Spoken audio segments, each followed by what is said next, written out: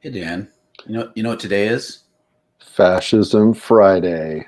Yep, Fascism Friday. This December 18th, 2020.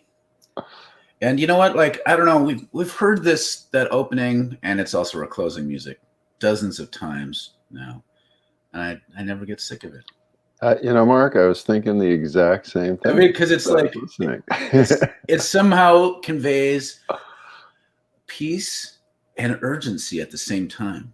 Yes. Which I don't know, it describes like the posture with which we need to live in this time better than that. Yeah, and also to me, it has that feel of journey in essence. You're not talking about the prog rock band, are you? No, Okay, because that doesn't sound like Journey to me. no, not that journey. Okay, no, there is a sense, the little beam of light, Oh yeah, traversing the digital realm, trying to reach its destination, and then there's an explosion, and you realize this explosion of insight and wisdom is this broadcast. and here we are.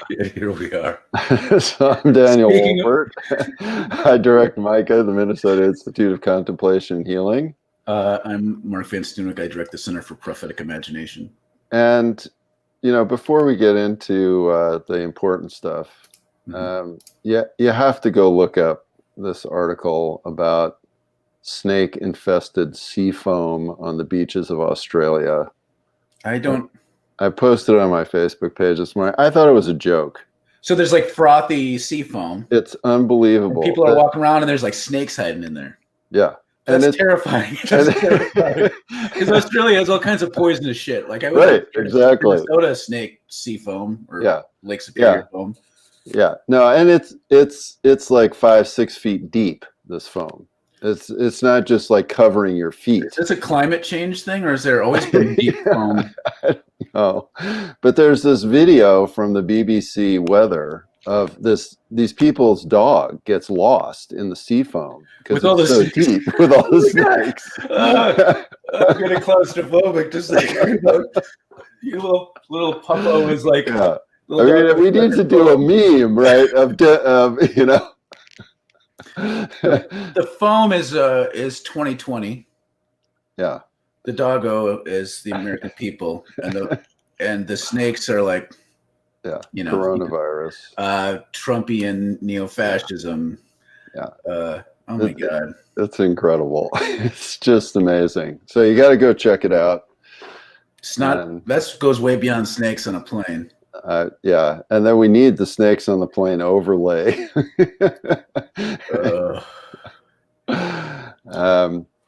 People are already coming. It's good morning to everyone who's saying good morning. I'm glad good morning, everybody. It's Spain. Stefan's in Spain, so it's no longer morning. It's already 5 o'clock and it's dark, probably. Yeah. So I hope you had a good morning.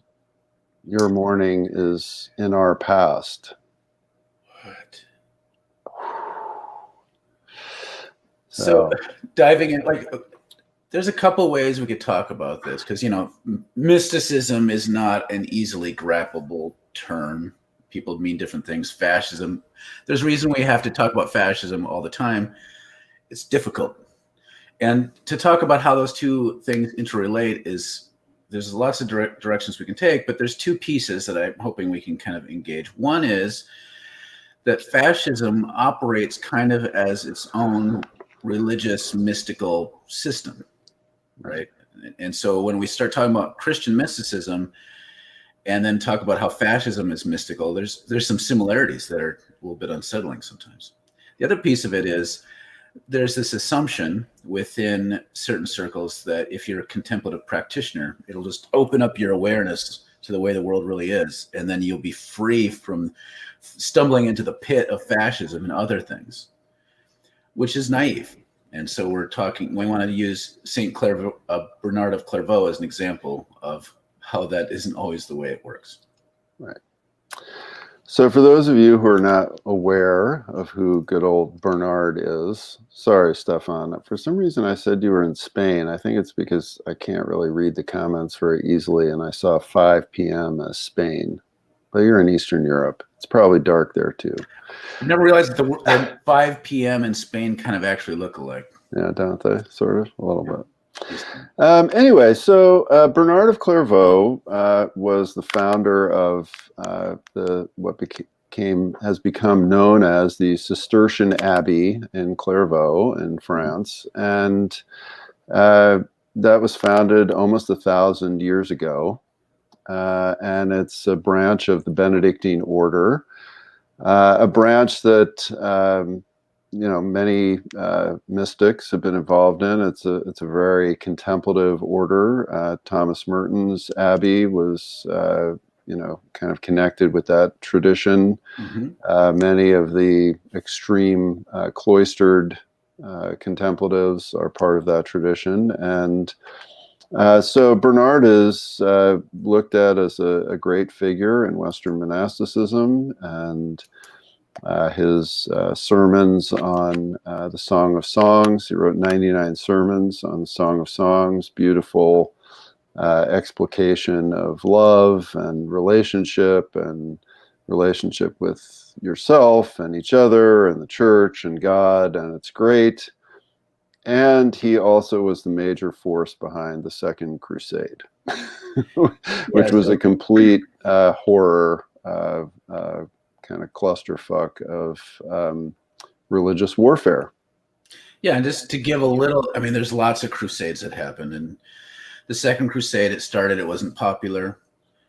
And so Bernard of Clairvaux, his role was basically spokesperson.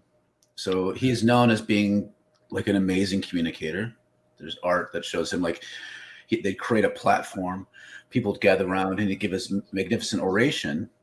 And he helped to convince people to do this, but also helped promote and push this idea, probably more than any single figure, the idea that if you can engage in this crusade, there's something salvific about it.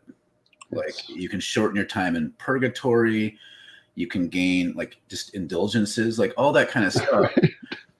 Really, which we think of as part of the most odious aspects of the crusade on the Christian side, murdering Muslim people because we don't want them having the Holy Land is bad enough. But then the way that it shaped spirituality at the time was really this buying into if you're willing to murder and do the military thing in the cause of Christ, then that's good for your soul. Yeah. That idea is really toxic. And Bernard, who by all other accounts, if you just didn't have the Second Crusade at all, the stories would all be good about him. Right. He'd be this amazing figure. Even in these stories you read about him going from place to place to preach to the Crusades, and in between, sick people were getting healed. And he was talking about God's love. It's really, wow.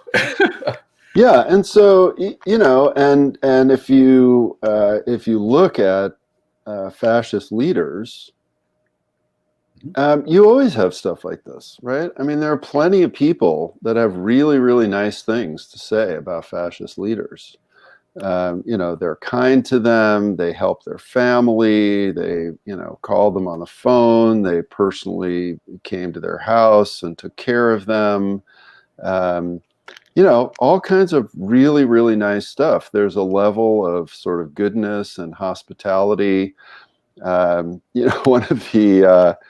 of the really fun activities of my youth was that I got to go to this mafia 4th of July party in Newport, Rhode Island.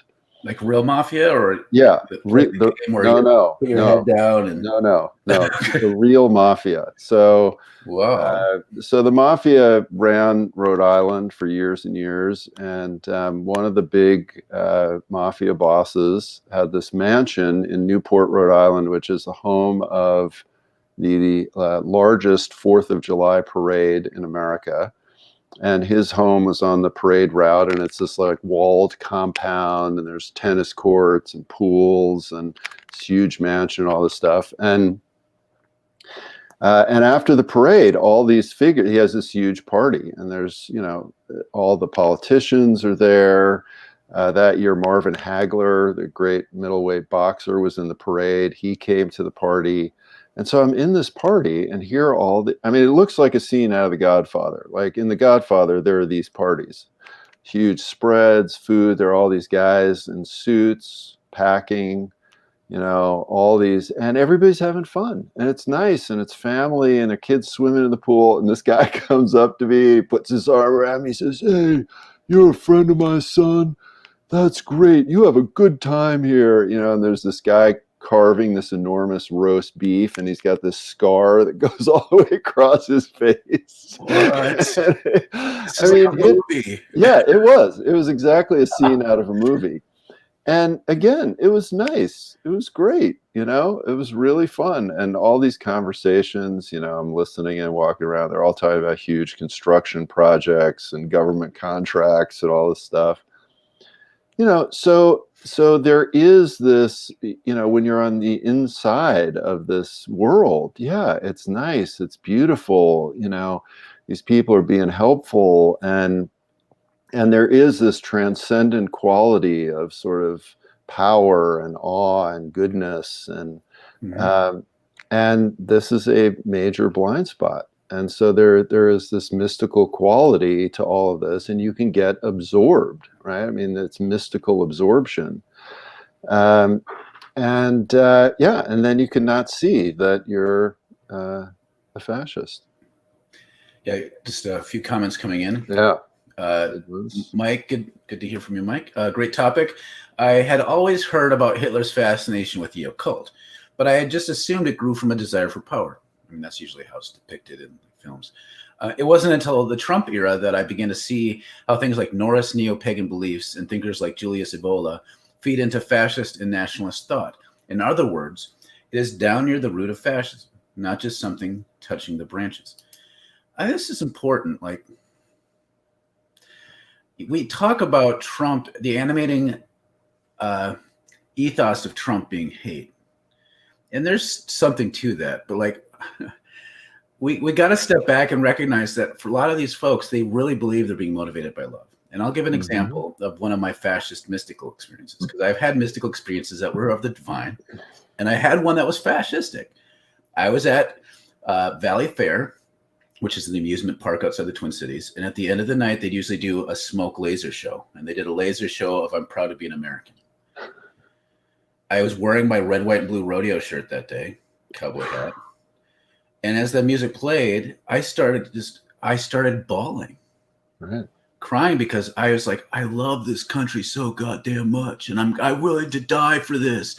And in my mind, if you would have named, like, well, what are the things that get in the way of the glories of America, being a beacon of light to the world? What are the things that assail us? Well, homosexuals, abortion, Muslims, like all the usual suspects. That would have been what I was taught and have internalized. And so in my mind, out of love, I would have been willing to lay down my life for my country, which I almost joined the military a couple of times. And then and I would have been willing to kill out because of that love. Yeah. That's very mystical in an evil way, but it's mystical. And so that's at the core of this fascist impulse. It's kind of this weird toxic type of abusive love. Yeah. Although what I would say is that that's actually not mystical. I would agree with you. And that's but it's the kind of thing we associate with mysticism, right? Yes. That we associate intense emotional catharsis in response to some overarching principle or reality as a mystical experience. Yes. And you know, and this is one of the reasons why people actually have a really hard time with actual spiritual practice, is that real spiritual practice and mystical engagement is incredibly dry and dull and boring most of the time. It is very rarely emotionally cathartic. I feel like that I'm having a perpetual mystical experience. There you go. Yeah, but we associate it with this kind of transcendent emotional sort of release. Yeah, and that's unbelievably powerful. And right, we associate that with this deep love and this deep desire. Kathleen had a comment up before that I thought was good. Oh, sorry, I missed that. Kathleen writes, when I was in seminary, I spent a week in a Trappist monastery. They knew nothing about politics and seemed to be happy. Right. Yeah. I mean, that sounds wonderful.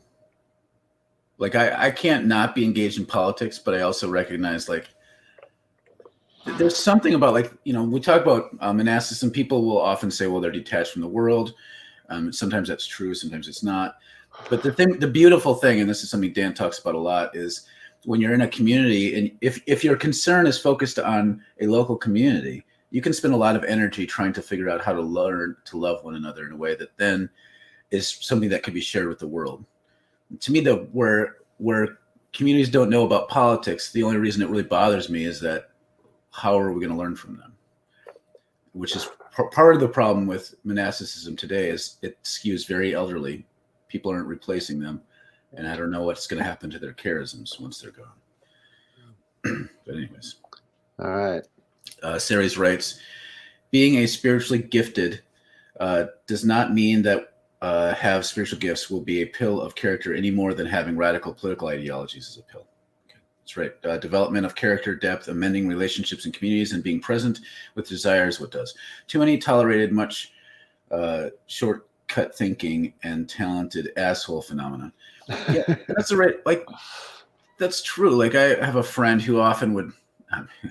So those of you who ever read Ken Wilber, this is kind of a way of thinking that I don't like, but that there's levels of consciousness, and that at the top is color coded. And if you get high enough, you're purple, and that means you're an integral thinker, right?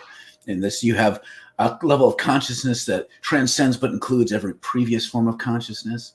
So I have a friend who talks that way all the time, or used to, and he would say that Dick Cheney is actually integral, like that he has a very integrated consciousness.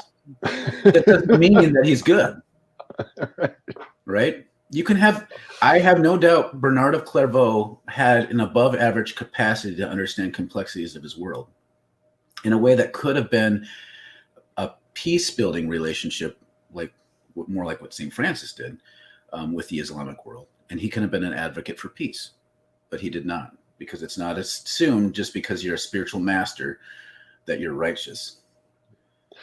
And a spiritual master in the way, like, and the kind of this sort of weird disconnected, meaning you can sit for 8 hours without moving and meditating the whole time, right? As though that's a goal. Right. Yep.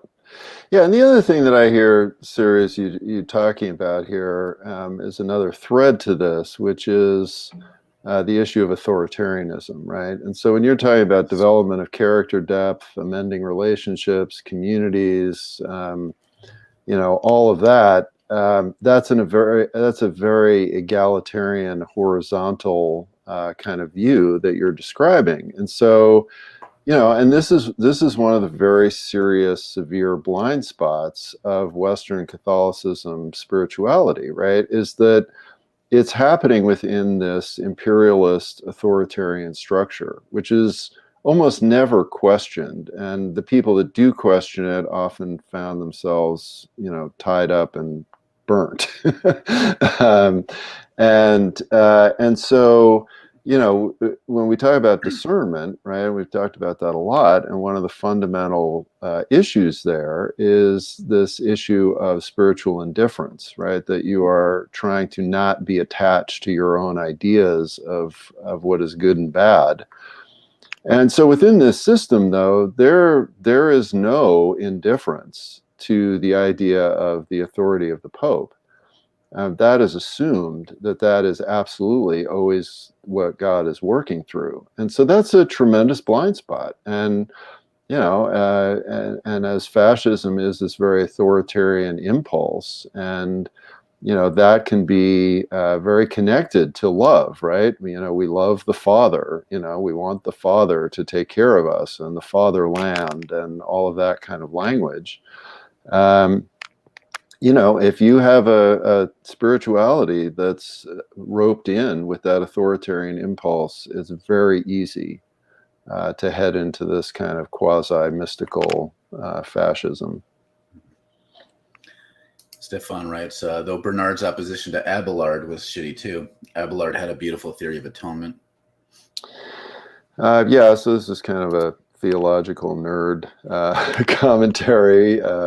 It's tasty. Yes, very good. Yeah, there are a lot of different theories of salvation, what we call the atonement, and we tend to not know that. Mark, you mentioned this yesterday under the fundamentalists make things up, right? We think that substitutionary atonement is the only version of the atonement, but which is where God wants to beat the hell out of us, but he beats the hell out of Jesus instead to get it out of the system, so he can forgive us and accept us.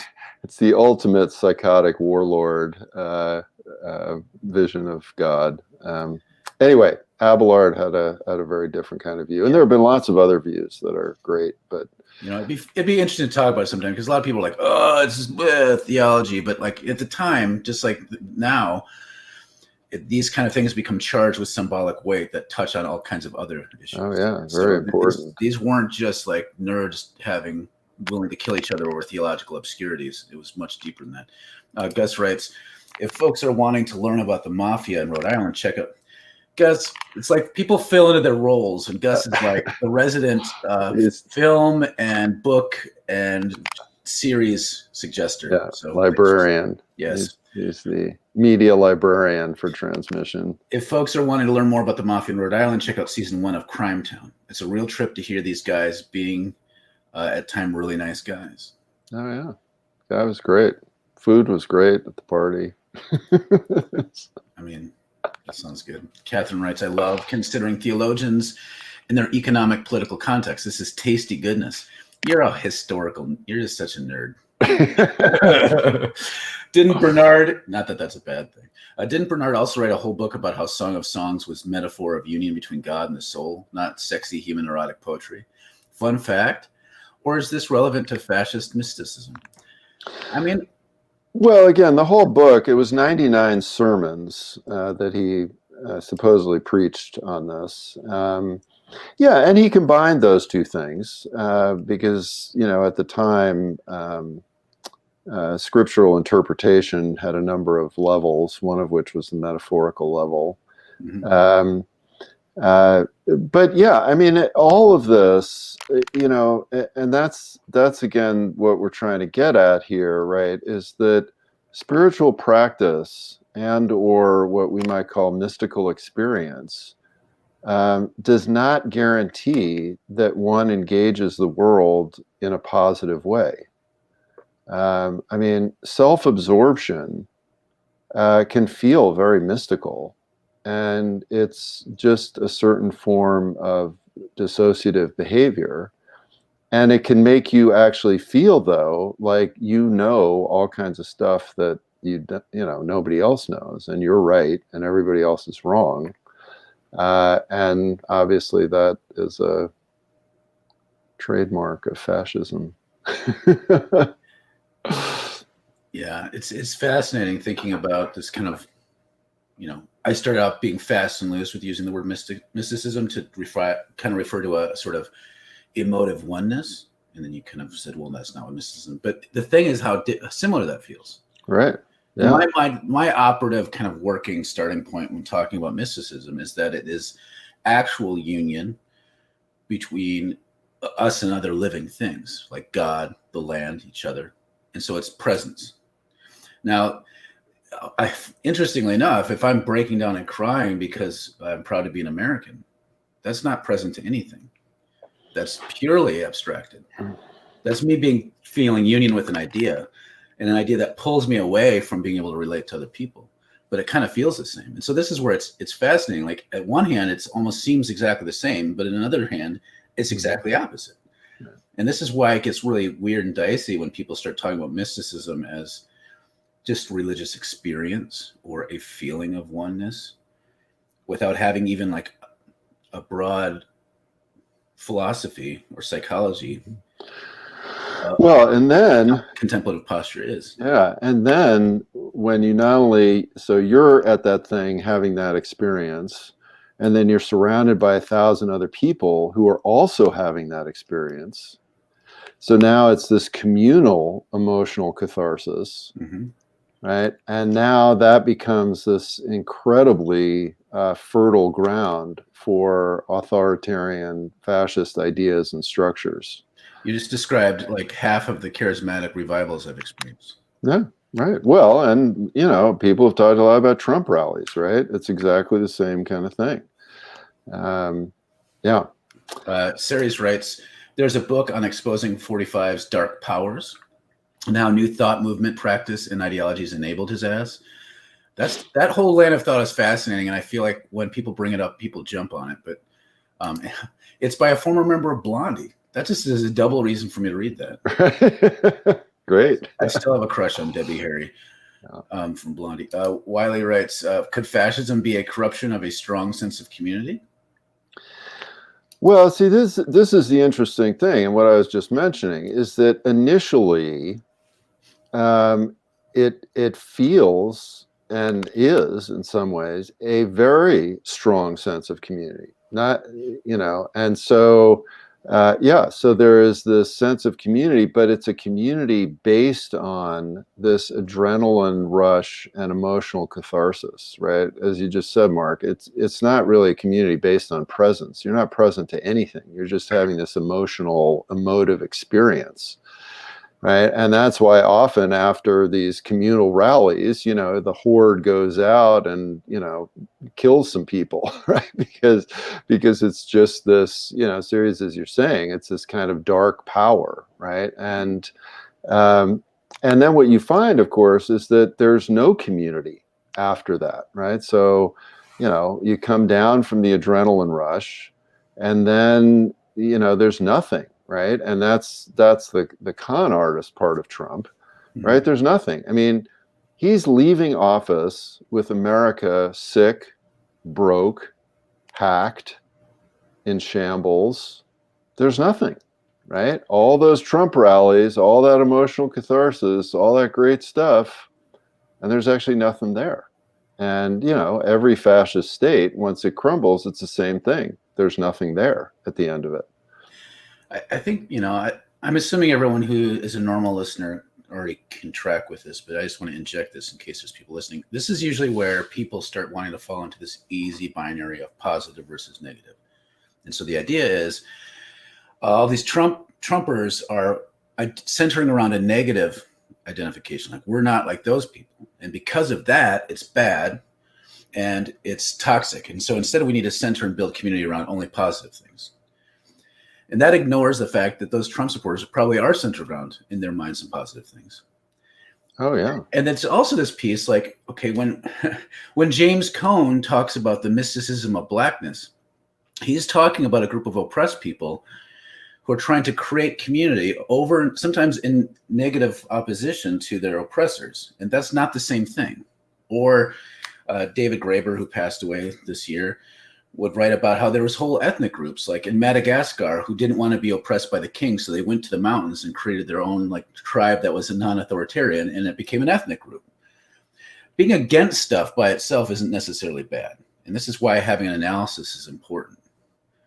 And why it's, to me, starting with a working definition of mysticism and spirituality that starts with presence, encounter, and assuming that the people and living things in front of us are more real or more important than these abstractions. It's got to be part of the soup. Otherwise, it's not.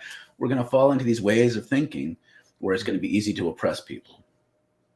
And this is wondering how this new thought book might get into some of that, because there's this weird positivity thinking that you think is somehow noble, but allows you to fall into pits all the time. Julia's loves my Valley Fair story, and again, good catch on it not being true mysticism, Dan. Medina writes, I have been fascinated by all of this. You are so correct to point out the naive thinking that all those who partake in contemplative practices arrive at the same truth. Contemplative practices bring out of us what is already at the center, and sometimes that center is not just. I have watched protesters and counter-protesters both praying, and some praying in tongues, and they are praying to presumably the same God, and they're praying in opposite of each other. Sit back waiting to see, and it trails off there. Yep. And this is, I can't remember if this is something we talked about in this episode or if it was before we started this episode, but it's fascinating to me how we really want spiritual practice to be this key that unlocks enlightenment. I think a lot of us get involved in some variation of spiritual practice because we feel like a sort of pain or existential weight or want clarity. and we want it to be easier.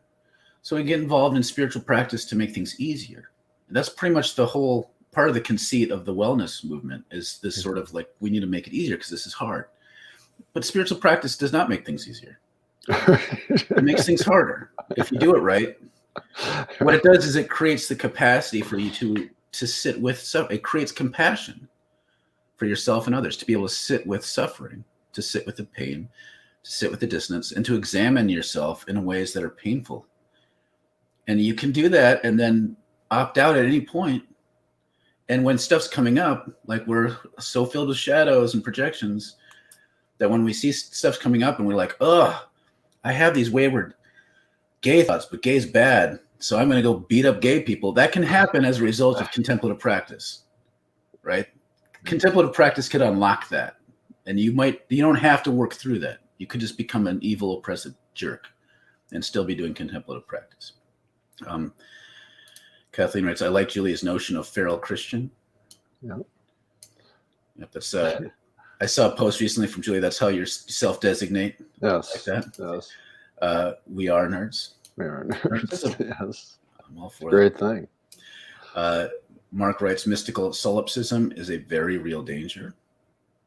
Mm-hmm. Mike has a link to, I think, the book about New Thought from Gary Lachman, Dark Star Rising. Mm-hmm. Thank you. Ceres writes, catharsis is not necessarily mean there's actual healing.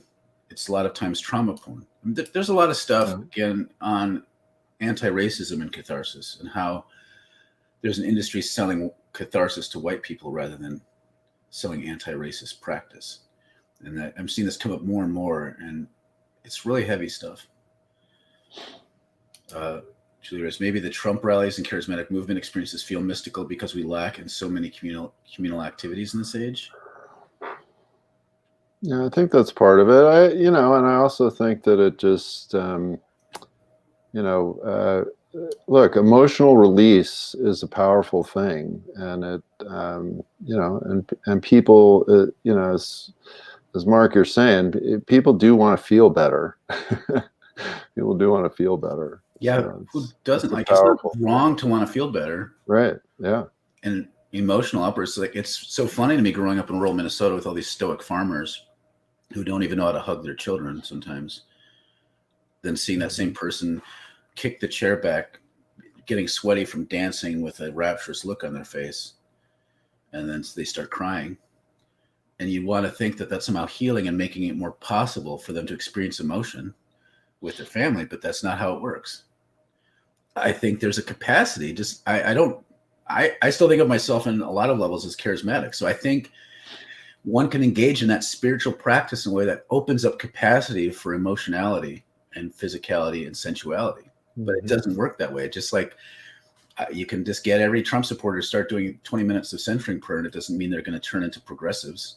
That's not how it works. Stephen writes, the line between genius and insanity seems comparable to the line between mystical experience and self-delusion or collective delusion. So what's the barometer for gauging whether your experience is diluted catharsis or genuine expansive connection?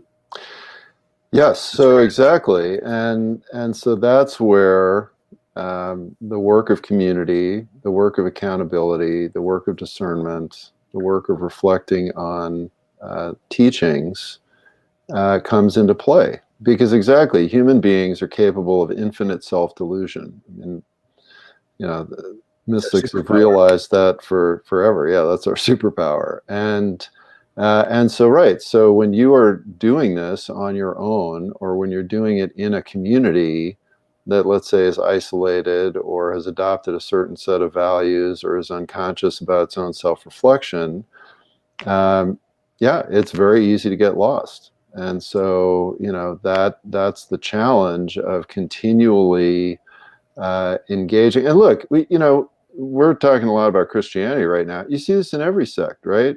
In every religion. Buddhists, right? The people that, invented super incredible contemplative practice, the Sri Lankan Buddhists,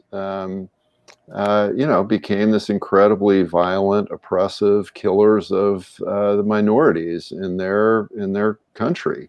And same thing what we're talking about Bernard. They kind of missed the boat on something. And so yeah, I mean it is not a particular to any one religious system. It's particular to human beings, and so that's the thing that we're need to kind of constantly be on the awareness for, watch for. All right, we're over time. CQ writes, the subtext sounds like white evangelical Christianity is fascist. How did you get that? Ding ding ding! You're the winner of the secret teaching. Well, it's yes and, because this strand, yeah. I wish it was only white evangelicalism that was like this, because that would make it easy just to kind of like create a wall and put every evangelical Christian inside of it or something. I don't know. That's not how it works, unfortunately. Somebody nailed something, according to Wiley. Kathleen writes, I went to a U2 concert a few years ago. It felt like a peak religious experience for me. Yeah. Oh, yeah. Great concerts are awesome. Stefan writes, some contemporary philosophers have written against empathy on its own because it's biased. Yeah. We empathize more for similar people, for example, racially, religiously, culturally, geographically, etc., and to replace it with rational, universal compassion. Right-wing empathy community is strong but biased.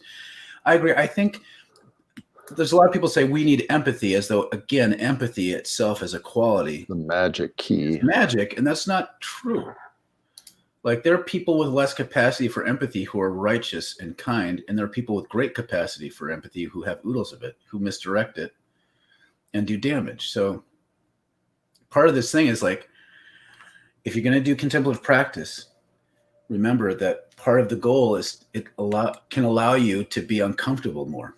Like that's what part of it is. That sounds very struggly, but that's kind of, we need to be able to look into the shadows. And that's where contemplative practice can help, but it's not going to make us free of shadows. Wiley writes, but even the mysticism of blackness is rooted in an idea of blackness. Blackness has always been an ever-evolving social construct. Yep. Yeah, all these things are. Catherine writes, scrupulously OCD, where spiritual thinking and practice becomes consuming compulsions, is another example of ways mysticism can become toxic and oppressive. The only cure is letting go of achieving perfection or certainty.